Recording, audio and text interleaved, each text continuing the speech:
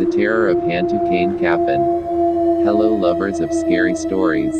How are you? This time I will tell the continuation of the first story yesterday, namely the Curse of the Shroud.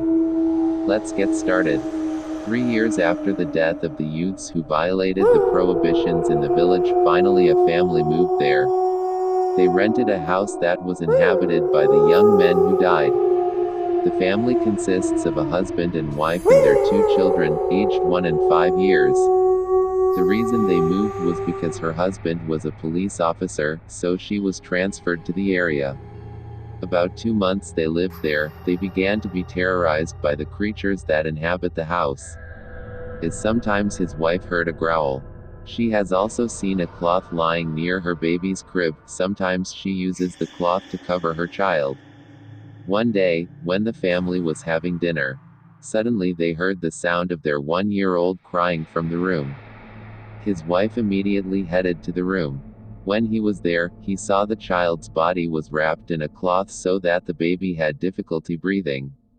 He immediately removed the cloth from his son's body and threw it under the bed. After the incident, the family began to fear strange events at the house. So they planned to move from there. A few days later, their first child was playing alone under the bed alone. Both parents and younger siblings were watching television outside. When the child was busy playing, suddenly a very scary creature pulled the child under the bed. The terrifying creature was wrapped in Kain Kafan. All that could be seen were his hands, which had long sharp claws. The boy screamed, so the parents rushed to their child's room. When they arrived there, they did not find the child. They kept looking for their child, but the results were the same. The child seemed lost in the earth. Finally, they asked for help from the community to help find their child. The results are still the same, their child is still missing. One of the residents suggested they meet with a shaman who was there. They go to the shaman and tell him what happened. The shaman began to perform rituals to find out where their child was. The shaman said that their child was in the forest on the outskirts of the village. They and the residents and the shaman rushed to the forest.